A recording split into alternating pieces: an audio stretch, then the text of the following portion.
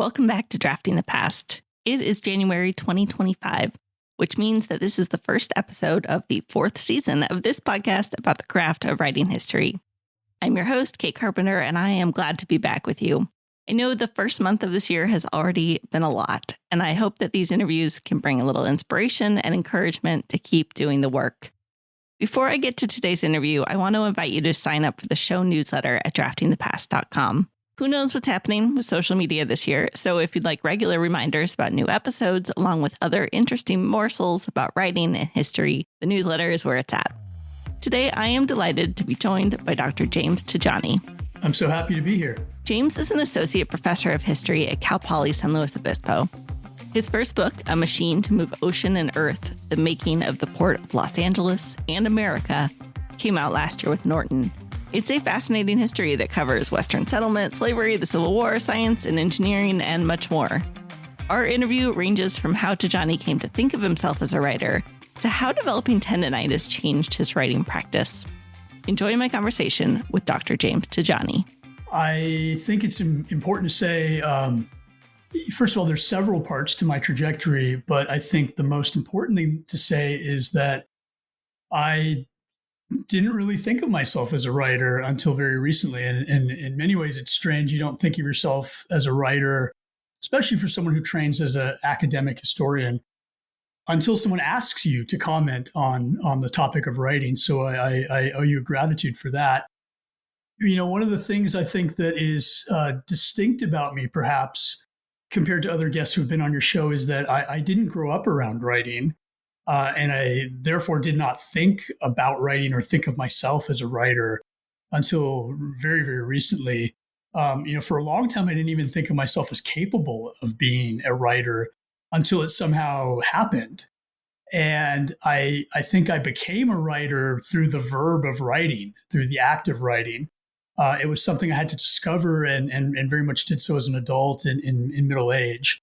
You know, before that point, writing was mysterious. It was mystified. But that's exactly why I ended up wanting to do it. So the backstory to that is that my parents are immigrants, and they're both educated and professionals, and both worked outside the home a lot, but neither of them knew much about the world of writing or books or literature. It was, if anything, it was only a minor part of their education. And so, I didn't grow up around readers. I didn't grow up around writers. I'm the oldest kid in the family. And so I think that had a big effect on me, that kind of dearth of literary material around me. But it was also the answer to the question, in that because I was from an immigrant family, I wanted to understand United States society, this place I had landed in, I was born into. And so that's what led me to start to take history classes after initially starting as a science major. And it's the history classes that gave me my first taste of writing, research-based writing. And I think that's really where I discovered writing and language as a creative and expressive form. I found that I could understand much more about the society around me by writing. And I really started to hunger for that feeling that, even though writing was strange and unfamiliar, that was exactly what I wanted. That was why I wanted it. And I looked up to my professors for that. And so somewhere along the line in that process, it started to make sense to me. And I say that because I assume that for some of your listeners who have a similar background, who don't grow up around writing and books, it can be quite intimidating from the outside. But I think what's really remarkable about writing is that even though we can have different paths into it, some of us, come from a writing background, some of us don't. It's really remarkable that the rewards are kind of there alike. And for me, that was very much about understanding the immigrant first generation perspective and experience, and gaining the tools to grapple with that. That's kind of the answer, the why answer. There's also a few milestones in the shaping how I came to write. In terms of how I started to evolve or get shaped as a writer, I think a key part of that was the experience of teaching. Because as academically trained historians, especially in graduate school and in early career, and this was very true for me, I spent so much time striving to learn sophistication and complexity and wrapping my head around big ideas.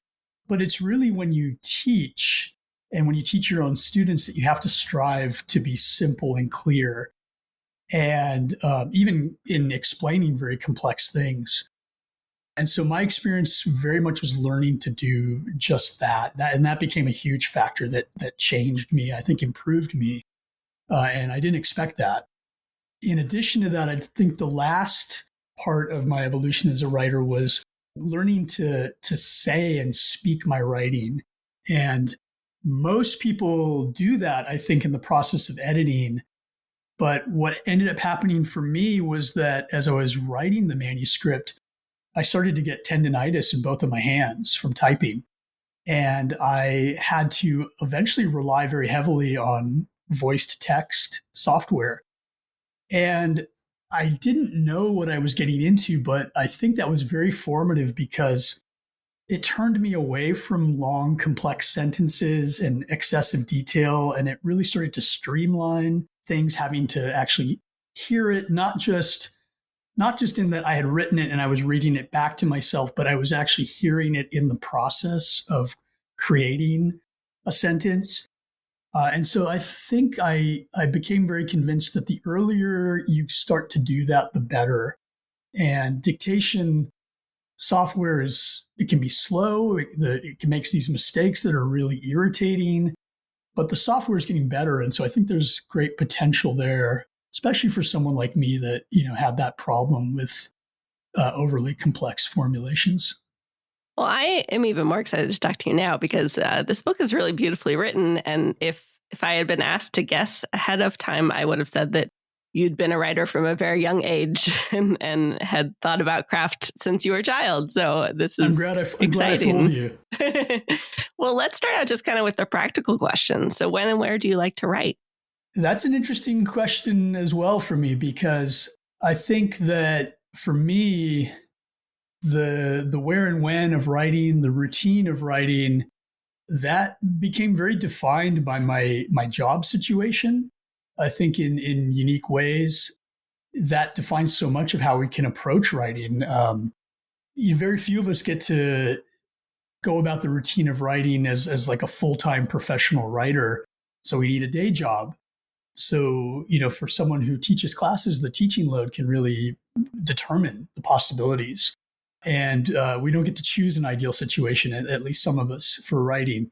So I'll speak to that experience. I have a heavy teaching load and a lot of grading to do on my own. And so opportunities of, where and when to write they can be irregular, and they can be less about like sustainable routine and more about these bursts of writing in windows of the semester, summers especially. And so I started to look for those windows, and they took me away from campus, away from kind of the work stress. And so I wrote a lot at home, and I would write kind of long periods of time when I could find those windows, kind of sprinting. And so I think for some of your listeners, it might be the same as well. And then what's really interesting to my story is that the COVID pandemic hit. And what that did, I think that was really valuable to me, is it opened up an extended window. And I know many academics had that experience as well, but for me, it was really valuable because it gave me a long period of time where I could throw myself into the writing and kind of seize the moment. And so, starting in 2020, that's exactly what I did. And very interestingly, as part of that, the COVID pandemic put the issue of ports and supply chains in the news. So it was an opportunity doubly because of that. And so my routine, in short, was to write like mad, especially in the drafting stage. And so every day for hours, as long as I could sustain productivity, it's what I did. I really had a hard time stepping away from writing if an idea was in my head and not on the page quite yet. And so I think I needed that. I needed writing to be kind of long and intense as an experience, not stressful, but to be fully enveloped in it, headphones on, listening to lots of good music, and just really being in the moment. And that became my routine essentially. And then another part of shaping that routine was something that I think is peculiar to my book, but other books have it as well. Other people's projects have that. And this is something your listeners should be, I think, thinking about, which is that, my book, at a certain point, it became about a scoop. It became about a story or a set of stories that in large part hadn't been told before. And once you kind of sense that, you really get a sense of urgency, like the clock is ticking and you're racing. Someone else might discover this, or you may not finish it in time. And so that added to kind of the mad dash. And I think, like I said, for your listeners, it's important to think about that, both because it can kind of give you this great momentum and motivation, but also because I found that it was something that publishers asked me about when it came time to the interviews. They asked me how much of this is out there, how much of this is known already. What was in the dissertation, what was in the journal articles, what have you done at conference papers? And I was able to say very little actually. And I think that was an appeal because publishers are thinking about the book marketplace as they evaluate a project. And so I ended up being lucky in that way, but all of those things made me write in a kind of fever of energy over several years. Well, how do you keep yourself organized, especially in the midst of a fever of energy? Yeah, it was hard. I think that was another reason why I needed the intensity. I needed my brain to never clock out and, grade midterms for the next 2 weeks or something like that before I could come back. That helped with the organization for sure.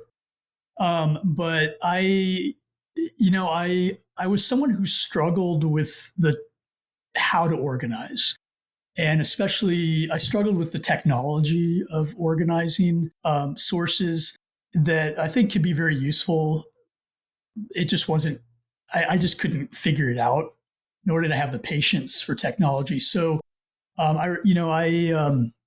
the project started when I was in grad school, and things like database software it was just kind of coming on the scene and becoming popular. I remember other graduate students doing presentations on how to use it.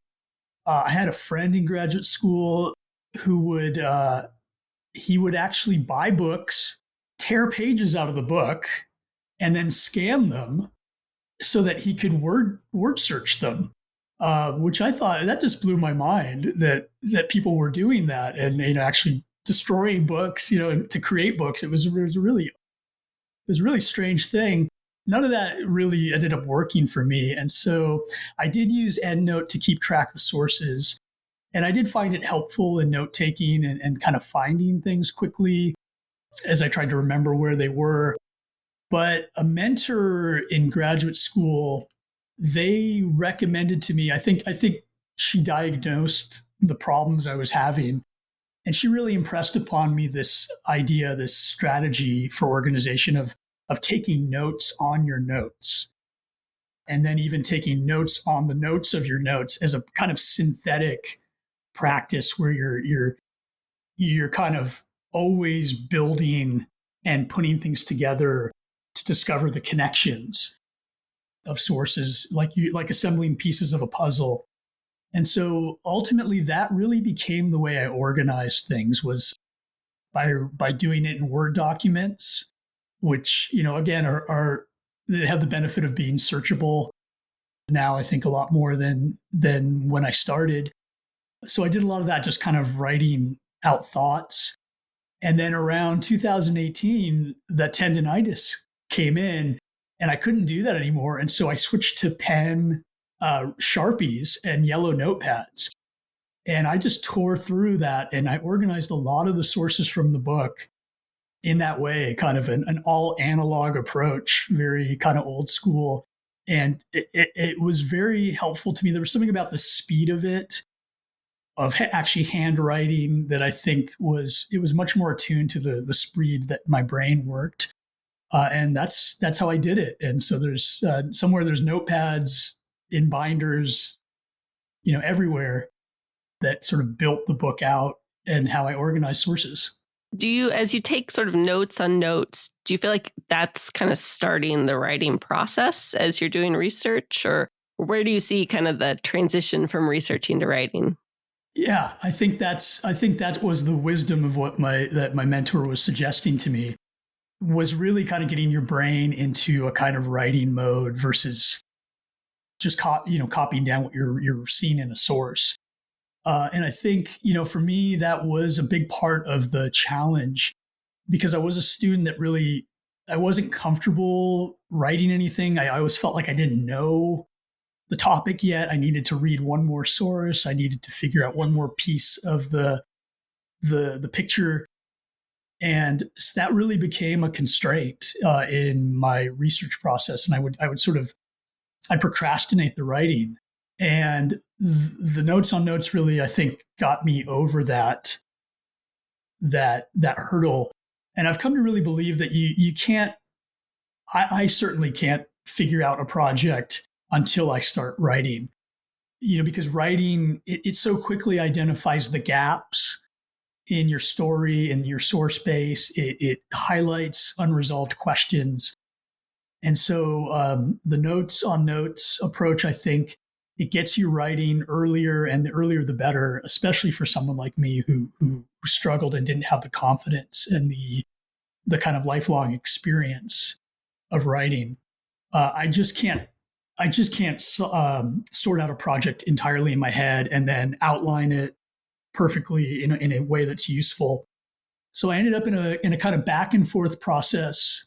And I've heard some of your other guests talk about this, a back and forth process of writing, outlining, and reading sources kind of all at the same time, taking on small segments of the manuscript, piecing it together, and building it out in that way. This project originated as a dissertation, if I'm not mistaken, but it sounds like you worked on it for a long time, and it underwent a lot of changes on its way to becoming a book. What were those changes like? What was that transformation like? Other than the changes of the learning curve of learning to organize and be productive in my routine, the changes from dissertation to book, it's kind of fascinating for me to look back on, because the dissertation and the book, they have in common the same topic, San Pedro Bay and what today is the Port of Los Angeles, but they feel entirely different to me. And they were very different in execution and even the content. And because of the years in between, they're like different stages of my life, almost entirely. So I think, other than sharing the same topic, the way I would articulate it is that in the dissertation, I hadn't really figured out huge parts of the story. I kind of identified the place, and I had identified some major parts of the timeline as this place changes and is developed and industrialized, and becomes more and more central to U.S. society. But there were parts of the book's story, of ultimately the book's story, that just weren't there in the dissertation. So there's very little about Coast Survey scientific exploration and work in the dissertation, very little connection to the sectional politics and the Pacific Railroad project, very little about the Civil War in the Southwest Desert, and almost nothing about the city of Los Angeles and its expansion and municipal development of the harbor. So major storylines are absent, or at least underdeveloped, in the dissertation. And I think that's really an indication, a clue that the project was just too big for me, starting out in the dissertation, and too mysterious. There were just too many things that I didn't know and had to figure out. And that, that was a very risky thing, because it may not have worked out, and the project may have been abandoned even before finishing the dissertation. So I was lucky in that way. So storyline is a big difference in the change. And on top of that, I would say the biggest difference between the dissertation and book is the characters. So the dissertation is not character driven. There are some characters that are start to appear there, and I actually remember my advisor Eric Foner at my defense saying, "Well, your dissertation has people, it has characters. Most dissertations don't have that." And I was actually surprised because I didn't think of it that way, and wasn't quite thinking of characters yet. But most of the book's characters, the core characters, they actually only occupy a few sentences each in the dissertation. And that's most true about George Davidson and Alexander Dallas Bache, the Coast Survey scientists. It's true of Jefferson Davis. It's true of Molly Ord and Edward Ord, the future Union Army general and participant and hero in the Civil War. And Edward Ord really emerges the centerpiece character of the book and the great source of kind of intrigue, or at least the intrigue kind of spirals around him. And he really was, I think, really just a sentence. And so for the transformation to happen from dissertation to book, I really needed more time. I needed to learn about the characters. I had to have time to work through their letters, which I hadn't done enough at the dissertation stage. But even more importantly, I needed the time to assemble the characters into their sets of relationships and timelines. I needed to kind of figure out not just them as individually, but them collectively as a mosaic. And that was a lot of work. And so I think that really explains what changed. It also explains, I think, what sustained me over a long haul, because there was still so much discovery, and the project it just kind of kept opening up with new possibility, and it kept me going. And so I owe a lot to those characters for being so interesting in the end. You know, I talked to a fair number of historians who work with agents and who publish maybe with a more popular press like Norton, but often they write sort of an initial book that's based on a dissertation, and then they get an agent and they go in that direction. What prompted you to look for an agent for this book? There was a moment where in this process of discovery and getting to know the characters and seeing how they started to link up in their kind of daily life as individuals to kind of bigger picture, bigger history, there was a moment in that where I started to feel like I had something special that a monograph wasn't going to capture. And that if I went the monograph route, the kind of standard first academic history book, what I would be doing is I'd be setting up someone else to come along and rewrite the story, especially a popular writer or a journalist. And so it became Eric Larson was just going to come and take your research. Yeah, run with it. So that became a great fear, because I started to feel like I wasn't going to get the credit. And so I started to think about how I could make really that leap to skip the first book and go straight into a second book type project.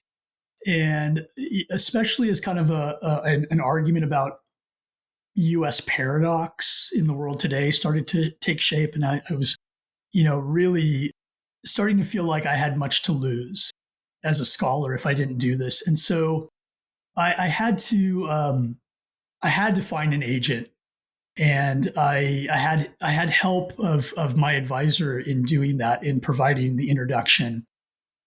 And the agent ended up being very helpful, especially for someone like me who was moving from a dissertation into something very different, because I didn't understand the process or have any signposts or experience that I think for most scholars comes from that first book.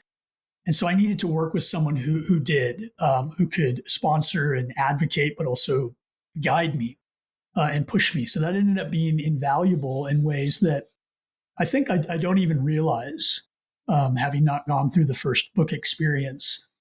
It certainly also sped up the process. And so I was saved the kind of long waits that an unsolicited manuscript submission puts people through first time academic authors. And so I think for your listeners, even those who don't end up working with an agent, I think it's important to try to find somebody who can act somewhat in that capacity, whether it's a more experienced scholar, someone you trust who can provide introductions and kind of areas where the process is streamlined, the process of linking up with a publisher, so that things can move faster, especially if you feel like there's a moment that you have to try to seize upon. And then the other thing I would say about working with an agent, and you can tell that in answer to your question, I working with an agent, I was very grateful for it. It was a very good experience.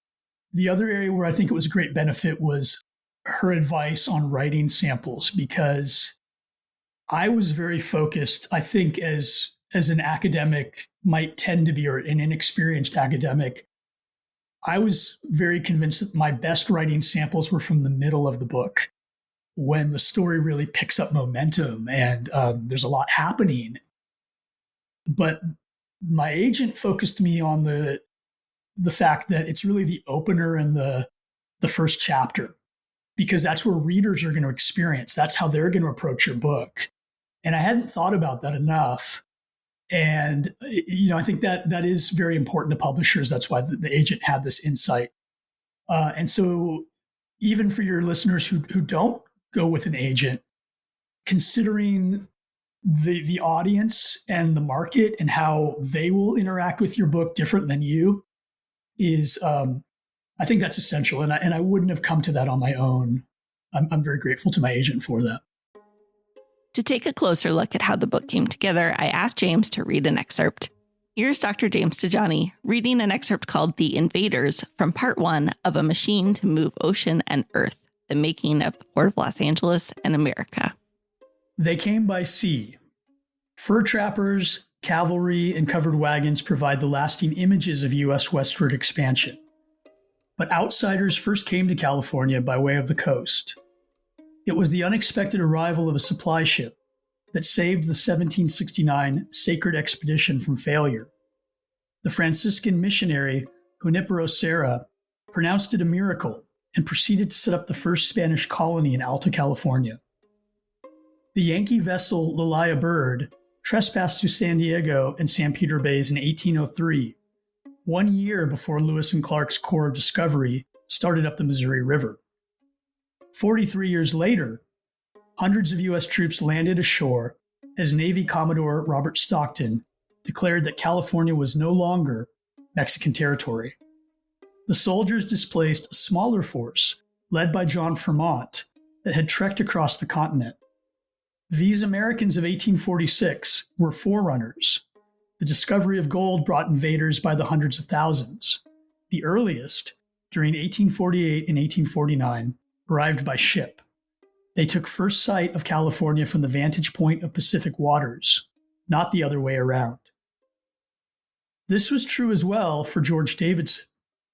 On a June morning in 1850, he disembarked the overcrowded Pacific mail steamer Tennessee and walked a makeshift gangplank to the shores of San Francisco. He did not look like an invader. The 25-year-old from Philadelphia wore civilian clothes. He carried the instruments, notebooks, and meager salary of the United States Coast Survey. But his bookish appearance masked a taste for adventure and profanity. Like many Americans of his time, he was familiar with outdoor life and adept with a gun. Davidson would need all of his qualities. He came to research in the uncharted wilderness of the Pacific coast. Most gold rush migrants arrived to seize land and resources for themselves. They pushed prior occupants aside and justified this as progress, civilization, and racial superiority. Davidson shared those assumptions, but they were not the larger part of him. Instead, California offered the opportunity to study and banish the unknown. Science was his life's object. He pursued it not merely for himself, but for the U.S. Republic. Davidson was a government scientist. That proved irreconcilable at times. It drove him to overexertion, suffering, and acclaim. His steps held many dangers. They led both north and south, and soon to the estuary at San Pedro Bay. There, Davidson's path would intersect with that of Manuel Dominguez. He too was an invader, but without the need to voyage anywhere. Dominguez was a native Californian, as Americans of the era called the Spanish-speaking upper class, and the mixed-race descendant 2 generations removed of a soldier who led the 1769 Spanish conquest. He saw Southern California as his birthright, and he wanted more. Dominguez spent his adulthood consolidating a massive land grant, the legacy of Spain's and Mexico's expropriation of native peoples, located on the shores of San Pedro Bay. Using politics and law, he drove off challengers and guarded his family's Rancho San Pedro. But he also grew frustrated at Mexican authorities. U.S. conquest seemed to improve his prospects. Dominguez would succeed, but he would fail too. Both results were set in motion by the young, arriving scientist and the instruments he carried. That an estuary brought Davidson and Dominguez together speaks to the complex story of conquest on the Pacific coast. Invasion was most visible in military action and the flood of settlers. Yet its enduring force came by less visible things like law and bureaucracy, the building blocks of order in society. Federal agents like Davidson came to study and catalog. Claimants like Dominguez appealed to a once foreign government to perpetuate their property and privilege. Both looked to piece together California's past into a future they desired. But the more Davidson or Dominguez acted to realize their ambitions, the more they found the outcome beyond control. That caused their paths to encircle, along with many others in far-off places. The story began decades before with a flawed, though brilliant idea to fix the American nation. What went into writing this passage? A lot of my comments about writing, they come from reflection rather than something I set out to do. And I think this passage is a good example of that. I think what drew me to start to write about these two individuals on opposite sides of the experience of U.S. conquest of California and the West. I think what drew me to that was I wanted to pair Davidson and Dominguez because each seemed to me to be a character that affirmed and at the same time defied what I thought I knew about American conquest and what I think historians think they know about it. They both seem to be in part what we think they are, but also not quite who we assume them to be.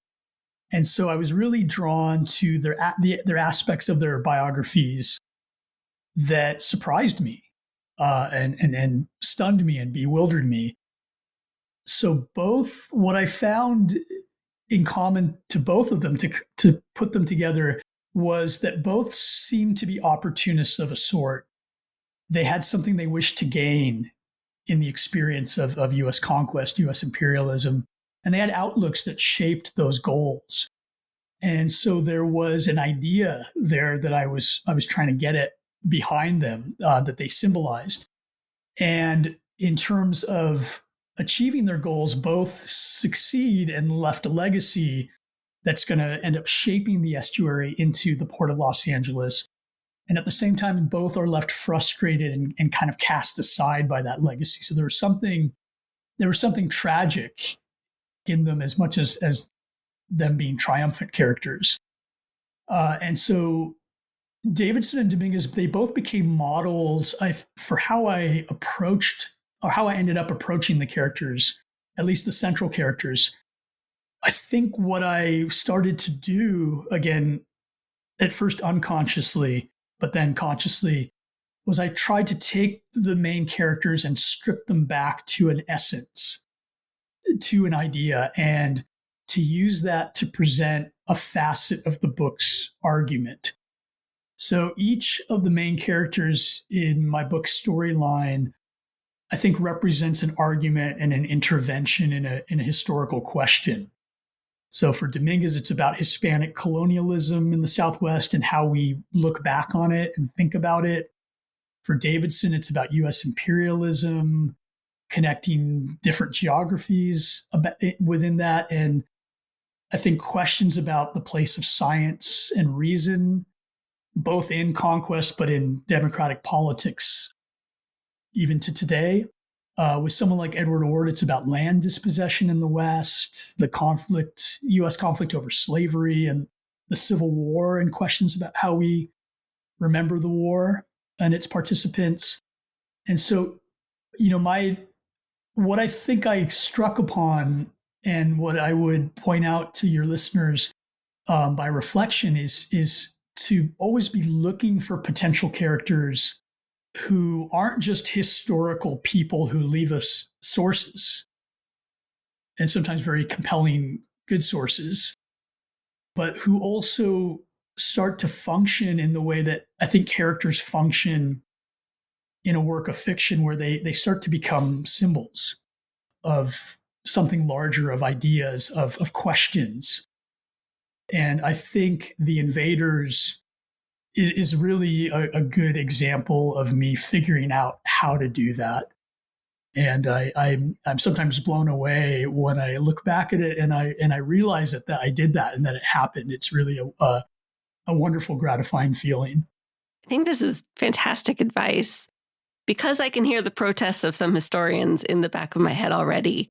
How, as a historian, do you make sure then that, people are people? They're not symbols in real life, right? And how do you make sure that you're not, what am I trying to say? Putting them into a box maybe that they wouldn't have seen themselves in, which I don't think you do, to be clear. But how do you avoid that? I think I was fortunate in that I didn't set out to put them in boxes. And that happened more by happenstance in the process. I think for academic historians, so looking at some popular histories, I can see that happening to some writers, especially who don't get into the texture of kind of granular research. I think for me, I think because I started with the texture and then had to figure out characters and kind of work towards the idea, I hope that for me, that's how I sidestepped that very real problem that you point out, and that it was the texture that led to ideas rather than the other way around. And so I'm glad you brought that up, because I think that's a very important point to add on to what I said. And I think that's really a value that we as researchers and academic historians need to bring and need to not lose sight of, is that these are people, and the more we can kind of give them their due as people who they themselves are figuring out kind of where they fit in the moment, and they don't have the benefit of hindsight to really know where they fit. They have all this possibility to become who they become in our eyes. I think we can't lose sight of that. I also want to talk about, we've talked about character a bit, but, I wanted to say too that I could have chosen many passages from this book, especially because your descriptions are really what I think of as sort of cinematic. They really evoke a scene, not just a person. Did you have strategies for sort of transforming archival sources, which sadly do not always come to us in cinematic form, into these great descriptions?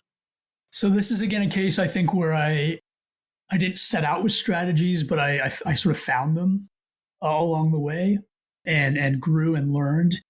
So I believe you're referring especially to like descriptions of landscape and nature.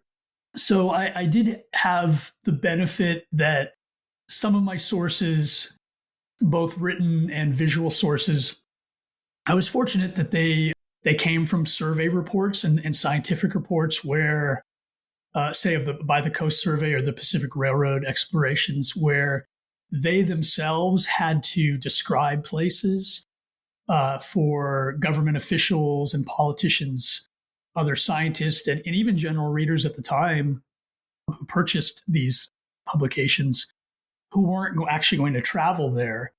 And so the descriptions were fairly rich to begin with, and that gave me a good foundation. I think another thing about surveyors in the mid-19th century is that their life in the field is so difficult and painful that they tend to write about why that's kind of happening. And so they tend to describe nature. They have that different relationship to nature than we have, where nature is a foe, I think, an enemy to some extent, or an antagonist. So they tended to describe things, at least kind of glimpse descriptions of setting and scenery that I could use as a foundation. But I would say that a good deal of the description, and I think you can relate to this, living and having grown up in the West, that it came from my own travels and time spent in places.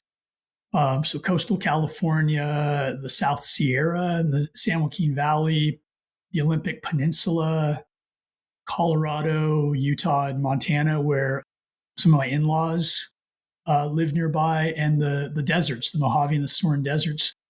These are all places that I had gone to and had gone back to quite regularly as an adult.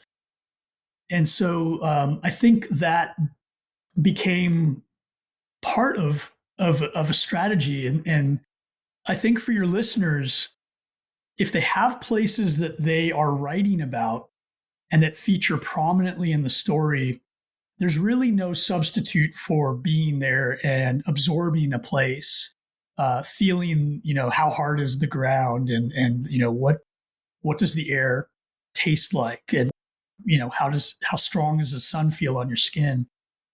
It certainly, for me, it made the sources come alive, the historical sources come alive in my mind's eye in ways that I think the sources themselves may not have done. So travel, go out in the world and travel. Are there people that you turn to regularly for feedback on your writing? There were in the project, for sure. I think, knowing what you now know about me and kind of how I came to writing kind of from the outside, I sometimes have kind of an excessive self-criticism. So I gave myself a lot of feedback. But the bulk of, I think, the feedback that you're asking about came from my editor, and from my wife, who is also a historian. She's a historian of modern Germany, modern Europe, and urban politics. So between the two of them, there were different contributions. So my editor, Dan Gersel, who first was at Live Right, an imprint within Norton, and then moved to Norton, his feedback really showed his experience, because he was just very incisive, to the point in his feedback about the big picture, and kind of the question of writing for a wider market that I just didn't have that in my skill set. And I felt like with his feedback, that was where I really had to reach and grow and mature in order to work with him. I really felt like I had to keep up with him. And it started that way, and it became more so as he moved into a leadership position at Norton. And so his feedback was just invaluable. Just rubbing shoulders with him was invaluable. For my wife, Molly, she was really the one who read the manuscript the most, and she ended up going through the entire thing multiple times and offering the most feedback. And to have a reader like that, who was equally invested in the project and so accessible in the house, especially during kind of the lockdown moments of the pandemic, and also just able to speak freely and be blunt when necessary, when it was necessary to be helpful, even impolite. She was really the one to tell me when I was trying too hard and a passage just didn't sound like me anymore. I think what I gleaned from that is, for me, it was very useful to pair professional level feedback of a colleague, or say an editor, with personal level feedback from someone who knows you well and is willing to say what needs to be said, when the stakes are high. And so it was those two people where I looked to feedback the most. It wasn't a broad set of people, but people who I trusted very much. Are there authors who you look to for inspiration when you're writing? Again, and this has become more a part of my life as I started to think of myself as a writer and get asked about it. And in many ways, I wish I had encountered a podcast like yours early on to kind of demystify writing for me and hear more about people's experiences. Because I think in other formats, people can be kind of guarded about how they talk about writing. I think there's things they don't want to say about it sometimes. So as I've come to think of myself as a writer and become more comfortable with that idea, I'm still very inspired by reading the academic historians that made me want to study and write about history in the first place. So I still go back to that work. Senior scholars, people who are even in retirement now, but still producing inspiring work or have left us inspiring work. So I do that as well, especially my advisors, people like Eric Foner, Stephen Hahn, people who weren't my advisors, but who I look up to, people like Richard White, Elliot West, William Deverell, and his writings about Los Angeles and California. I think what started to build on that and what became new for me especially was that just as I was finishing the manuscript, I started to catch up on more recent crossover work. Because in the proposals to publishers, you have to speak to that, to comparative titles in the market. And I think we really live in a great moment. I think it's a hard moment for publishing, but yet there's such fantastic work being done by academic historians that is crossing over. And so I started to discover that. There's so many names, I don't want to leave anybody out, so I'll skip the names. But so I did that. And then I think a step further, something I had never really done before was to read popular writers of history, people like journalists and full-time kind of freelance writers. And this is also a really robust market, especially if you work in areas like the American West, the Civil War era, technology and nature writing, the environmental history you brought up, outdoor enthusiasts. And that became a great inspiration. And I think it should be a great inspiration for anybody looking to cross over because they will be your competitors. And so you brought up Eric Larson before. I'd never read a book by Eric Larson until quite recently. Hampton Sides, William Finnegan, who writes for the New Yorker and wrote about surfing. Columnists like the LA Times columnist Michael Hiltzik. That was really a great discovery for me in the later stages of producing the book manuscript, and it really helped me grow and mature as well. So I'm glad you brought that up. What's the most influential writing advice you've ever gotten? Yeah, I think this is why people can be guarded about what they say about their experience writing, but I'll put it out there. My editor's most influential advice, the advice that kind of hit me the hardest and changed me, was to cut back on unnecessary detail and characters, what he called tertiary characters, and to really just stop being so precious and meticulous was the word he used in my writing, and to aim instead for a kind of smart but elegant simplicity. And I think as as a grad student and especially as a early career stage academic, you're trying to make a name in your field, and the tendency is really to overdo in those areas and try to show how much you've learned, how much you know. So I had to really be broken of that, and so I took his advice, my editor's advice, really just saying, grow up, kid. Grow up as a writer. Dispense with being a student. You're not a student anymore. And I'm really grateful for that advice. I hope I got most of the way there in the end, but it was very valuable. Sounds like great advice to me. Well, as we wrap up here, before we started recording, you mentioned the sort of pleasure of having finished a project and being in a moment where you can sort of explore other things, catch up on other things. But as a reader of this book, I hope that there will be another project coming up. Is there anything you're working on now that you're up for talking about? Yeah, thank you for saying that. Living with all the constraints of producing research and writing that I mentioned, I'll speak just in general terms. I would say that in the process of writing this book, there were characters that I enjoyed spending time with and ultimately want to try to spend more time with. Like, I didn't get to know them enough. And so there's several characters in the book that I would want to pursue more research on about their lives, and kind of especially in the key moments in the timeline of their lives. And I think for those who read the book, I think you'll know who they are. You'll know who I'm speaking about.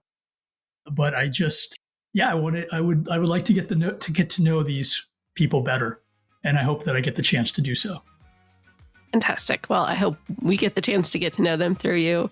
Dr. James Tejani, thank you so much for joining me on Drafting the Past and sharing your writing process with us. It's been my pleasure, Kate. Thanks for joining us for this episode and this new season of Drafting the Past. For show notes and links to everything we talked about, visit draftingthepast.com. Don't forget to sign up for the newsletter while you're there. In the midst of everything else happening in the world, here's a gentle reminder to hang on to what you value. And of course, to remember that friends don't let friends write boring history.